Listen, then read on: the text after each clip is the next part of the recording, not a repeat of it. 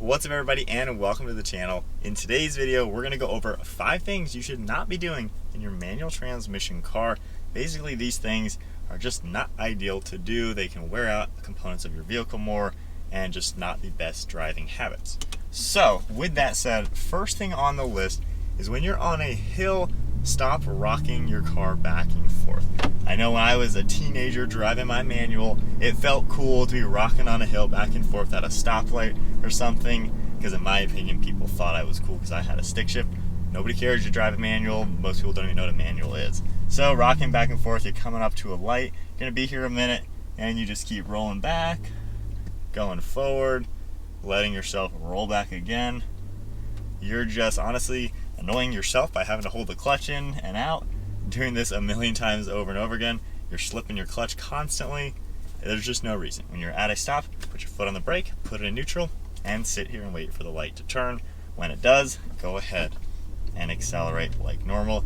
You just don't need to be sitting there rocking back and forth. You're wearing out your clutch and you look kind of dumb. So next up is parking on a hill. So right now I'm on a decline.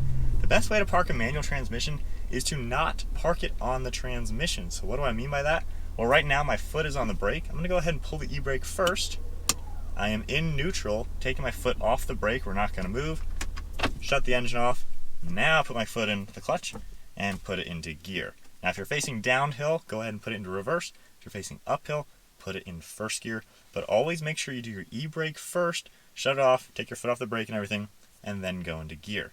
So if I did it the other way around, so I'm in neutral, right, on a hill like normal. If I go ahead and stop, put it into gear and shut it off, if I take my foot off the brake now, we are now sitting on the transmission. All the way to the car is on the transmission.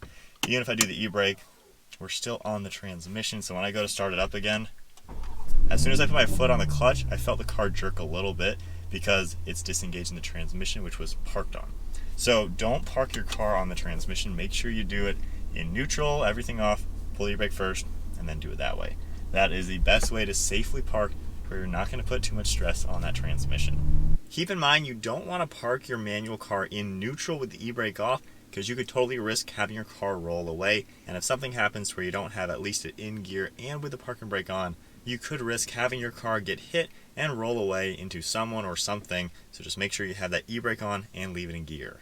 So number 3 on the list has to do with shifting, upshifting, and downshifting. So when you're upshifting and you're going to make your next gear change, take your foot off the gas. I have ridden with so many people, especially when they're trying to drive spiritedly, get on the car. When they go to upshift, they'll keep their foot on the gas a little bit. You probably just heard a quick little vroom.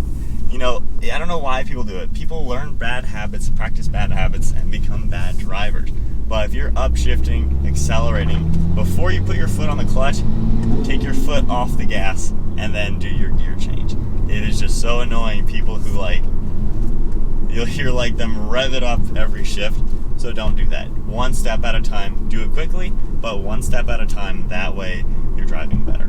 Now with downshifting, you want to start learning how to rev match. So rev matching, the lower you go in your gears, the higher the engine needs to be revving. So if I'm going into 3rd gear from 4th gear, I need to blip the throttle a little bit so it's a smooth gear change.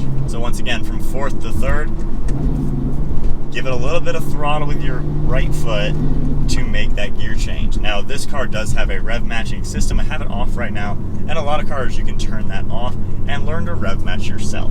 Now it is cool to use that feature, of course, but I think it's a better skill to know how to do it.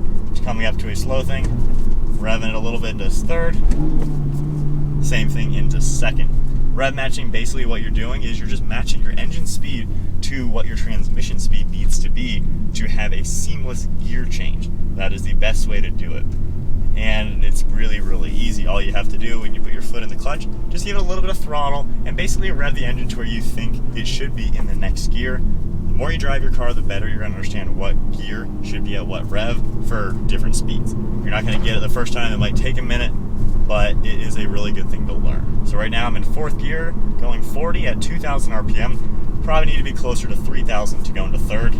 Rev it to 3rd, take my foot off the clutch, and we're right at 2,900 RPM. 2nd gear now, going 40, probably need to be close to 4,000. Right now I'm at about 2,500. and that was a decent rev match, but we matched the gears pretty nicely. And then that gear change, I took my foot off the gas, pressed the clutch and made the gear change, and it was a much smoother shift. So just practice on how you're inputting your throttle and clutch to make it a successful upshift and downshift. So then moving on to number 4, your gear shifter really shouldn't be your go-to hand rest. Now, you can rest your hand on it lightly and just be cautious of what you're doing. Understand that you are putting your hand on your shifter. A lot of transmissions, this is physically inside of the transmission. So if you put too much pressure on it one way or the other, you can pop it out of gear pretty easily. So right now, if I'm cruising in 5th and I have my arm on this chilling, if for whatever reason I just pull it back a little bit, right now we're in neutral, I didn't even have my foot on the clutch, and you could have accidentally popped it into neutral, and then if you were starting to drive, all of a sudden you wouldn't have any power because you're in neutral. Same thing with any gear, if you're always messing with your shifter while driving, not paying attention, just like that without thinking, you can pop it out of gear. So just try not to do that. Be cautious with it, make sure you're not doing that.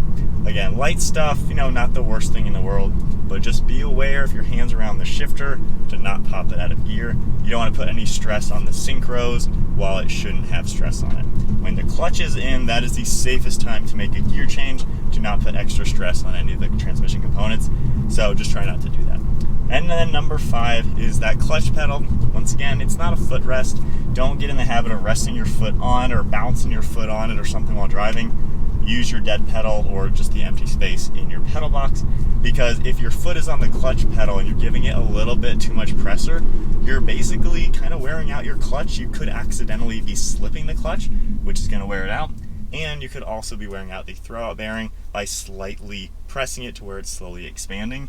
So just keep a good eye on where your hands and feet are. When you're driving a manual, it takes concentration. It takes knowing how to drive it. It takes that whereabouts to where you need to know what you're doing because you have to control the car. So just get into the good habits when you're learning and you will be a much better driver. I've been with people, it's like teaching an old dog new tricks. If they've practiced bad habits for many years, they're going to be jerky on their shifts. They're going to be doing things not the best, parking it on the transmission and just not driving to the best of their abilities. So learn the best habits that you can, and if you feel like you're not learning the best habits, start now. It's never too late. Get in the habit of driving them the proper way, and it will really open up the fun factor of what a manual transmission can do. Some of the best cars have manuals, and it is worthwhile knowing how to drive one the correct way. So that is it then for today's video. Things you shouldn't be doing in your manual car. If you enjoyed the video, throw a thumbs up, then hit that subscribe button. Stay tuned for plenty more content, and I'll see you all in the next video.